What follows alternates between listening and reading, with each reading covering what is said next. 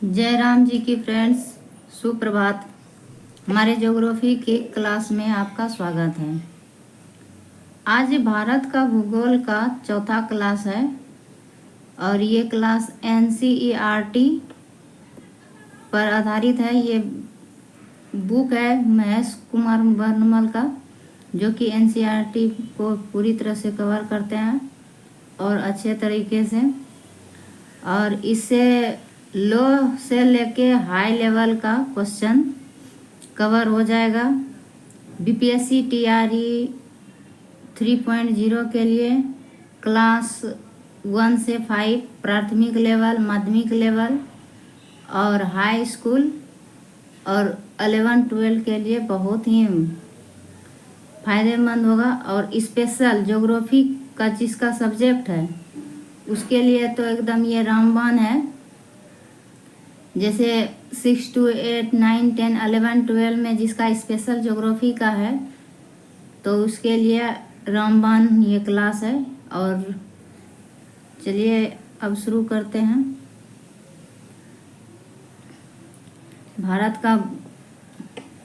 भारत की भूगर्भिक संरचना क्या है? भारत की भूगर्भिक संरचना तो किसी देश की भूगर्भिक संरचना के द्वारा उस देश की विभिन्न भागों में मिलने वाली चट्टानों की प्रकृति, उसके स्वरूप की जानकारी प्राप्त करते हैं। भूगर्भिक संरचना की दृष्टि से भारत को 3 भागों में विभाजित किया गया है। तो भूगर्भिक दृष्टि से क्या किया है तो 3 भागों में विभाजित किया गया है। 3 भागों में भूगर्भिक संरचना को। भारत का भूगर्भिक संरचना क्या क्या है तो आज हम जानेंगे।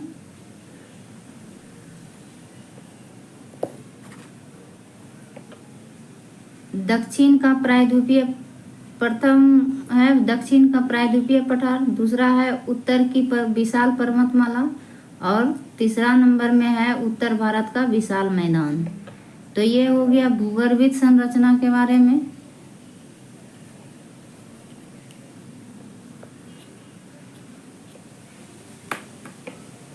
तो दक्षिण का प्रायद्वीपीय पठार, पहला नंबर आ जाएगा दक्षिण का प्रायद्वीपीय पठार। यह गोंडवाना की एक भाग है। यह गोंडवाना लैंड जो है गोंडवाना का ही भाग है, दक्षिण का प्रायद्वीपीय पठार, जो कि दक्षिण भारत में है। और उसका भी फिगर भी मैं आपको दिखाऊंगी। तो प्री कैम्ब्रियन काल के बाद से ही यह भाग कभी भी पूर्णतः समुद्र में नहीं डूबा।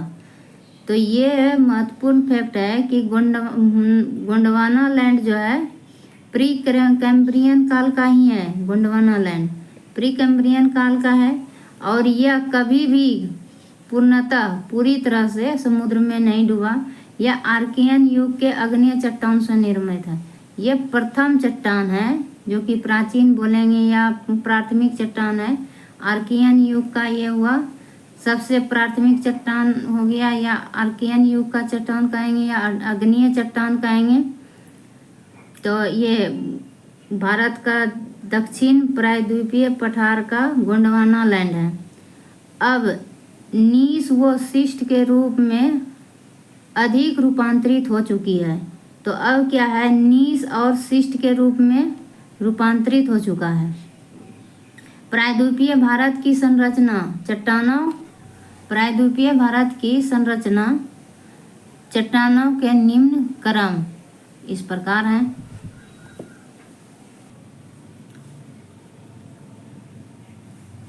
तो ये हो गया आर्कियन कालीन चट्टान, ये प्रायद्वीपीय दक्षिण भारत का प्रायद्वीपीय पठार हो गया, ये हो गया। और ये हो गया आर्कियन कालीन चट्टान। ये आपका भारत के मैप में देख सकते हैं। और इसे ही बोलेंगे प्री कैम्ब्रियन काल का चट्टान। और ये हो गया गोंडवाना लैंड, ये इसी का ही भाग है, गोंडवाना लैंड का ही ये भाग है यहाँ से ये।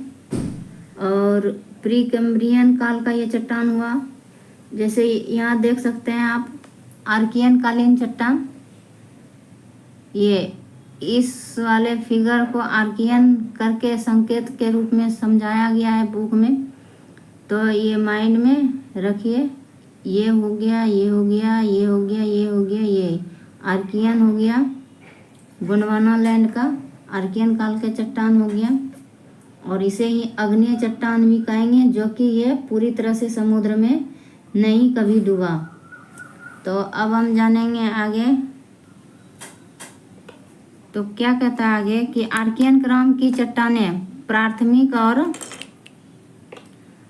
आर्कियन क्रम की चट्टानें प्राचीन एवं प्राथमिक चट्टानें हैं। तो अब जान गए कि प्राचीन एवं प्राथमिक चट्टान कौन सा है। आर्कियन काल के चट्टान है नीस और शिस्ट के रूप में रूपांतरित हो चुकी है। बुंदेलखंड नीस व बेल्लारी नीस इसमें सबसे प्राचीन है। तो ये बुंदेलखंड यहाँ पड़ जाएगा हमारा। बुंदेलखंड यूपी और एमपी के बीच में दोनों का सीमा साझा करता है बुंदेलखंड। बुंदेलखंड नीस, बेल्लारी नीस इनमें से सबसे प्राचीन है। बंगाल नीस व नीलगिरी नीस भी इन्हीं चट्टानों के उदाहरण हैं।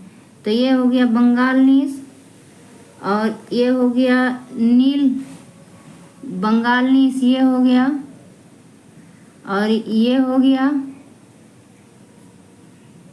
नीलगिरी नीस, ये हो गया ये हो गया नीलगिरी नीस। यहाँ पे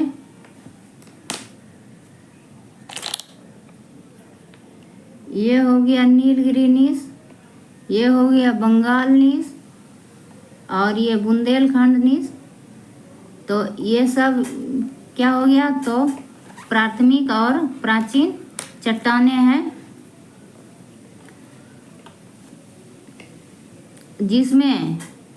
जिसमें जीवाश्म नहीं पाया जाता है। क्या होता है, तो प्राथमिक चट्टान में जीवाश्म नहीं पाया जाता है। अब धारवाड़ क्रम की चट्टानें, धारवाड़ क्रम की चट्टानें दूसरे नंबर में है।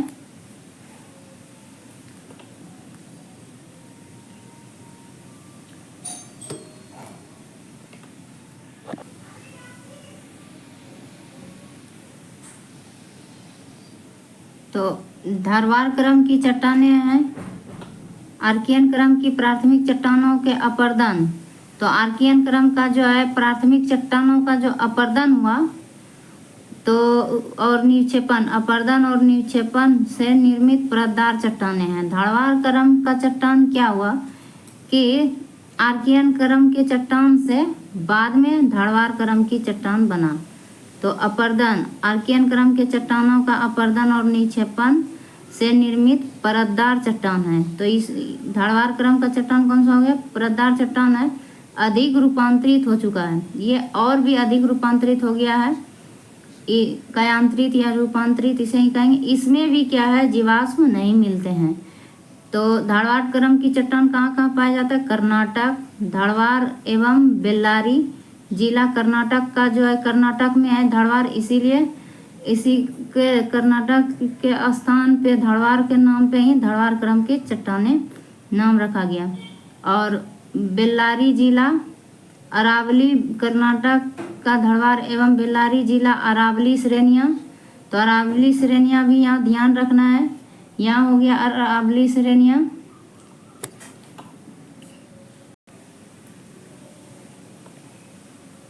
तो अरावली श्रेणी में धारवाड़ क्रम की चट्टानें पाए जाएंगे।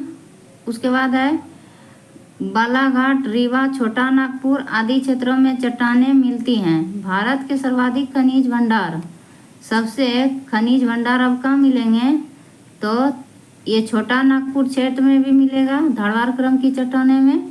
इसी क्रम की चट्टान में सबसे अधिक खनिज भंडार मिलेंगे। जैसे में लौह अयस्क कौन से खनिज मिलते हैं, तांबा, लौह अयस्क, स्वर्ण इस चट्टानों में पाए जाते हैं महत्वपूर्ण। ये सब खनिज हुआ, लोहा, तांबा और स्वर्ण। तो दक्षिण प्रायद्वीपीय पठार का तीसरा भाग क्या है, कुड़प्पा क्रम की चट्टानें। क्या है कुड़प्पा क्रम की चट्टानें, तो इनका निर्माण कैसे होता है, कुड़प्पा क्रम की चट्टानों का निर्माण होता है धारवार क्रम की चट्टानों के अपरदन और नीचेपन से। तो आर्कियन क्रम की चट्टानों का नीचेपन और अपरदन से कौन सा क्रम का चट्टान बना था?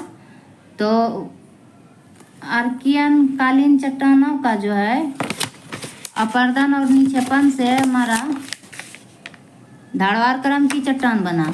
धारवार क्रम की चट्टान, फिर धारवार क्रम की चट्टानों का अपरदन नीचेपन से कौन सा बना? तो कुड़प्पा क्रम की चट्टानें बना। और ये भी परतदार चट्टानें हो गया। तो एक धारवार क्रम की चट्टानें और कुड़प्पा क्रम की चट्टानें कौन सा है? परतदार चट्टानें हैं, जो अपेक्षाकृत कम रूपांतरित हैं, किंतु इनमें भी जीवाश्म का अभाव है। तो जीवाश्म का अभाव अभी तक हमने किस में देखें?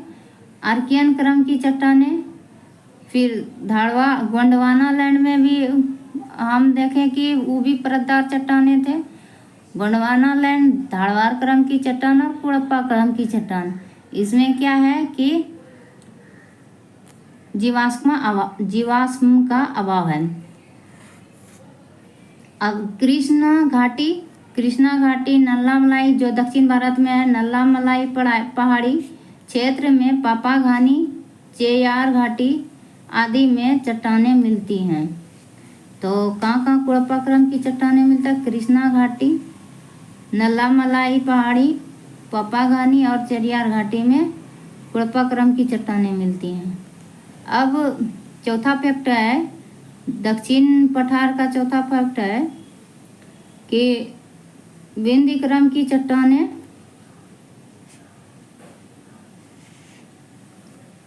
कितने प्रकार में से हमारे दक्षिण भारत का प्रायद्वीपीय पठार में, तो आर्कियन क्रम की चट्टानें आ गया दक्षिण पठार में ही, और गोंडवाना लैंड भी वहाँ हो गया दक्षिणी पठार में, धारवार क्रम की चट्टानें भी हो गया दक्षिणी पठार में, भारत का प्रायद्वीपीय पठार या दक्षिणी पठार ही उसे कहेंगे। और फिर उसके बाद कुड़प्पा क्रम की चट्टान, अब विंध्य क्रम की चट्टान ही दक्षिण प्रायद्वीपीय पठार का भाग हो गया। तो कुड़प्पा क्रम की चट्टानों के बाद ये चट्टानें निर्मित हुई, कौन सा? तो विंध्य क्रम की चट्टानें। इनका विस्तार राजस्थान के चित्तौड़गढ़ से बिहार के सासाराम तक है। तो ये महत्वपूर्ण फैक्ट हो गया बीपीएससी टीआरई 3.0 के लिए या 4.0 जितना भी होगा बीपीएससी के लिए बहुत ही महत्वपूर्ण हो गया ये फैक्ट कि कौन सा क्रम के चट्टान चित्तौड़गढ़ से लेकर बिहार तक फैला हुआ है। तो विंध्य क्रम की चट्टानें चित्तौड़गढ़, राजस्थान के चित्तौड़गढ़ से बिहार के सासाराम तक फैला है विंध्य क्रम की चट्टानें। और विंध्य क्रम की चट्टानें भी परतदार चट्टानों में बलुआ पत्थर मिलते हैं। तो क्या है? परतदार चट्टानों में बलुआ पत्थर मिलते हैं। इन चट्टानों का एक बड़ा भाग डक्कन ट्रैप है। तो क्या है? डक्कन ट्रैप। विंध्य क्रम का चट्टानों का एक बड़ा भाग कौन सा मिलता है? तो डक्कन ट्रैप मिलता है। अब हम जानेंगे गोंडवाना लैंड, गोंडवाना क्रम की चट्टानें। पहले हम जाने गोंडवाना लैंड। तो गोंडवाना लैंड का ही भाग कौन था? प्रायद्वीपीय पठार, दक्षिण का प्रायद्वीपीय पठार। तो अब जानेंगे गोंडवाना क्रम की चट्टानें। ऊपरी कार्बोनिफेरस युग से लेकर ज्यूरेसिक युग तक इन चट्टानों का निर्माण अधिक हुआ है। ये चट्टानें कोयले के लिए विशेष महत्वपूर्ण है। क्या है? तो कार्बोनिफेरस युग से लेकर जुरासिक युग तक इन चट्टानों का निर्माण हुआ। और ये चट्टानें क्या है? कोयले के लिए विशेष महत्वपूर्ण है। किसके लिए? गोंडवाना क्रम की चट्टानें कोयले के लिए बहुत ही महत्वपूर्ण है। भारत का 98% कोयला गोंडवाना क्रम की चट्टानों में पाया जाता है। ये परतदार चट्टानें, ये भी अभी तक जितना भी देखें परतदार चट्टानें हैं। एक गोंडवाना क्रम की चट्टानों को छोड़कर, वो गोंडवाना नहीं, ये आर्कियन क्रम की चट्टानों को छोड़कर गोंडवाना लैंड का भाग था दक्षिणी प्रायद्वीपीय पठार। गोंडवाना लैंड और ये हो गया गोंडवाना क्रम की चट्टानें। तो 98% भाग हो गया कोयला का है, गोंडवाना क्रम की चट्टानों में मिलता है। ये भी परतदार चट्टानें हैं और इसमें अब ये पहला है जो कि इसमें जीवाश्म मिलते हैं। गोंडवाना क्रम की चट्टान में क्या मिलते हैं? मछलियाँ व रेंगने वाले जीवों के अवशेष मिलते हैं। दामोदर महानदी, गोदावरी, दामोदर, गोदावरी महानदी वो उसकी सहायक नदियों में इन चट्टानों का सर्वोत्तम रूप मिलता है। तो दामोदर नदी हो गया झारखंड और बंगाल में रेंगने वाले मछलियों का अवशेष मिलता है। महानदी हो गया उड़ीसा तक जो जाती है और एमपी से उड़ीसा। महानदी गोदावरी नदी हो गया। इस सब में क्या है कि उसकी सहायक नदियों में इस चट्टानों का, इस सब में क्या है कि गोंडवाना क्रम की चट्टानें पाया जाता है। रेंगने वाले मछलियों के अवशेष भी मिलते हैं। अब देखेंगे दक्कन ट्रैप। तो इसका निर्माण मेसोजोइक महाकल्प में हुआ। तो ये किस कल्प में हुआ? मेसोजोइक कल्प में हुआ।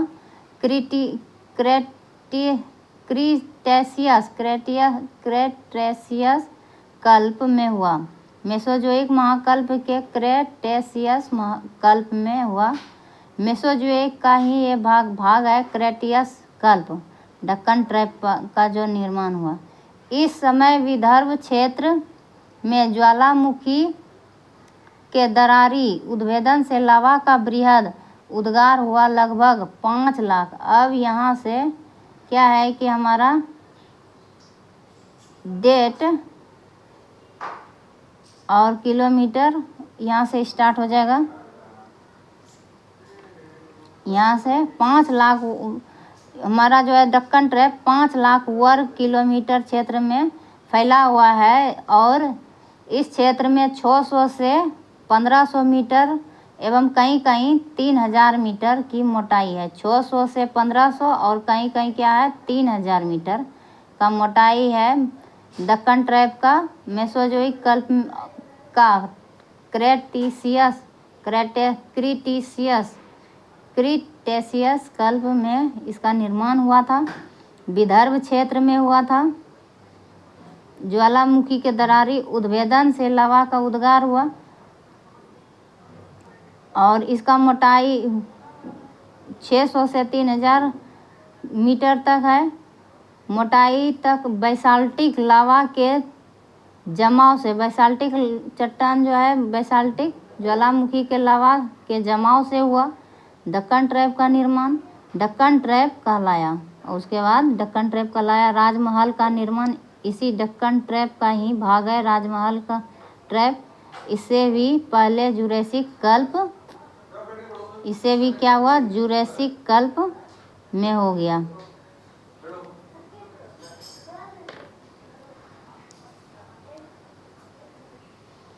अब हम जानेंगे प्रायद्वीपीय पठार के महत्व।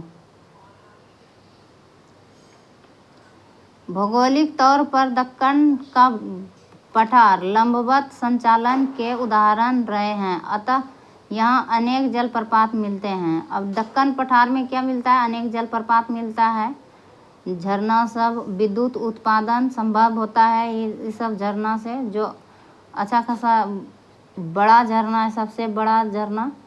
तो पठारी भागों पर अनेक प्राकृतिक खड्डों के मिलने के कारण यहाँ तालाबों का निर्माण हुआ। तालाब अधिक है दक्कन ट्रैप में, तालाबों की संख्या ज़्यादा है जिससे सिंचाई व्यवस्था संभव हो पाती है। क्योंकि दक्कन ट्रैप में जो है दक्कन प्रायद्वीपीय पठार में नदियाँ प्रवाहित पूरी तरह से नहीं होंगी। वो एक दूसरे चट्टानों को मिलने से जो खड्डे बने हैं, खड्डे में पानी का जो जमा हुआ और उसी से तालाब का निर्माण हुआ। वही तालाब से क्या है दक्कन ट्रैप में खेती की जाती है, प्रायद्वीपीय पठार में खेती की जाती है जहाँ मिट्टी पाया जाता है, उपजाऊ मिट्टी। तो दक्कन के अलावा पठार के अपर्दन एवं अपक्षय से उपजाऊ, तो दक्कन ट्रैप का क्या है, दक्कन ट्रैप के अलावा के पठार के अपक्षय एवं अपर्दन से क्या हुआ, उपजाऊ मिट्टी का निर्माण हुआ। उपजाऊ मिट्टी के संबंध में कौन सा मिट्टी है, काली मिट्टी का निर्माण हुआ। दक्कन ट्रैप से काली मिट्टी का निर्माण हुआ जो कि कपास की खेती के लिए महत्वपूर्ण है। सर्वाधिक उपयुक्त पश्चिमी घाट के अधिक वर्षा वाले समतल उच्च भागों पर लेटेराइट मिट्टी। तो पश्चिमी घाट में कौन सा मिट्टी पाया जाता है, यहाँ से क्वेश्चन हमेशा आता है कि अधिक वर्षा वाले क्षेत्र, तो पश्चिमी घाट हुआ अधिक वर्षा वाले क्षेत्र। समतल उच्च भूमि पर लेटेराइट मिट्टी पाया जाता है जिस पर मसालों, चाय, कॉफ़ी आदि की खेती होती है। तो लेटेराइट मिट्टी पर कौन सा फसल उगता है, तो मसाला, चाय और कॉफ़ी। तो ये यहाँ से एकदम महत्वपूर्ण क्वेश्चन ये हमेशा आता है कि लेटेराइट मिट्टी में कौन से फसल उगते हैं। तो पश्चिमी घाट का लेटेराइट मिट्टी में पश्चिमी घाट में पाया जाता है जहाँ अधिक वर्षा होता है, और लेटेराइट मिट्टी में मसाले और चाय, कॉफ़ी का फसल का उत्पादन होता है। प्रायद्वीपीय पठार के शेष भागों की लाल मिट्टियाँ। प्रायद्वीपीय पठार में और कौन सा मिट्टी पाया जाता है, तो प्रायद्वीपीय पठार में लाल मिट्टियाँ मोटे अनाज के लिए। लाल मिट्टी में कौन सा अनाज का खेती होता है लाल मिट्टी में, तो मोटे अनाज, चावल, तंबाकू की खेती होता है लाल मिट्टी में, और सब्जी की खेती की जाती है। पश्चिमी घाट के अत्यधिक वर्षा वाले प्रदेशों में सागवान, देवदार, आबनूस। तो पश्चिमी घाट में कौन सा मिट्टी है अधिक रूप से, तो लेटेराइट मिट्टी। तो सागवान, देवदार, आबनूस अधिक वर्षा होता है। महोगनी, चंदन, बांस आदि ये सब सदाहरित वन पाए जाते हैं। कौन सा वन, सदाहरित वन पाए जाते हैं। इस पठार के आंतरिक भागों के कम वर्षा वाले क्षेत्रों में उष्ण घास भूमियाँ मिलती है, और जहाँ पश्चिमी घाट में कम बारिश होती है तो उष्ण घास की भूमि मिलती है जिसके आधार पर पशुपालन संभव हो पाता है। अब आगे चलते हैं। प्रायद्वीपीय पठार में कौन सा खनिज पाया जाता है, तो सोना, तांबा, लोहा, यूरेनियम, बॉक्साइट, कोयला, मैग्नीज आदि पाया जाता है प्रायद्वीपीय पठार में। इस सब खनिजों से संपन्न है प्रायद्वीपीय पठार। जर्मनी के रूर प्रदेश के समान। अब जर्मनी में कौन सा प्रदेश है, एक रूर प्रदेश है जो कि नामी है, उसी के समान है हमारा छोटा नागपुर का पठार जो कि भारत का रूर कहलाता है। भारत का रूर प्रदेश छोटा नागपुर पठार है। ये महत्वपूर्ण फैक्ट हो गया क्योंकि यहाँ खनिज संसाधनों का विशाल भंडार है। रूर प्रदेश क्यों कहा जाता है, रूर प्रदेश जहाँ की खनिज संसाधन का विशाल भंडार होता है, खनिज संसाधनों से धनी क्षेत्र को रूर प्रदेश कहा जाता है। यानी कि आप कह सकते हैं धनी खनिज संसाधनों से धनी प्रदेश रूर प्रदेश हुआ। इन्हीं खनिज संसाधनों के आधार पर यहाँ विभिन्न खनिज आधारित उद्योग धंधों की स्थापना किया जाता है। इसी खनिज संसाधनों के आधार पर उद्योग धंधों का स्थापना किया जाता है। पठारी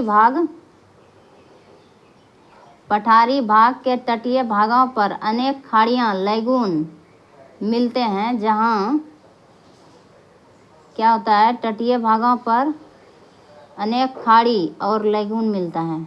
पठारी भाग के तटीय भाग बंदरगाहों व पोताश्रय का निर्माण भी संभव हो सका है और पठारीय भाग पर भी बंदरगाह और पोताश्रय का निर्माण हुआ। अब ये हो गया दक्षिण प्रायद्वीपीय पठार का भाग, प्रायद्वीपीय पठार के बारे में, जो कि पहला भाग था। भारत की भूगर्भिक संरचना का पहला भाग किस प्रकार हुआ? भारत का भूगर्भिक संरचना तो पहला था प्रायद्वीपीय पठार का दक्षिण प्रायद्वीपीय पठार। तो इसमें से हम जान गए कि दक्षिण प्रायद्वीपीय पठार कितने भागों में बांटा हुआ था और दक्षिण प्रायद्वीपीय पठार में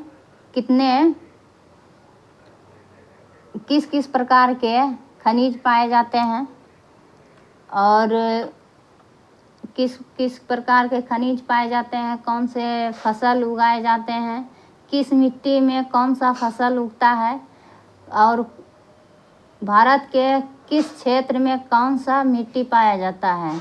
अभी हम यहाँ तक जाने, आगे वाला क्लास में हम जानेंगे उत्तर भारत की विशाल पर्वतमाला। उत्तर भारत में जो है विशाल पर्वतमाला हिमालय। अब अगले क्लास में जानेंगे। पूरा वीडियो देखने के लिए धन्यवाद। आपका दिन शुभ हो।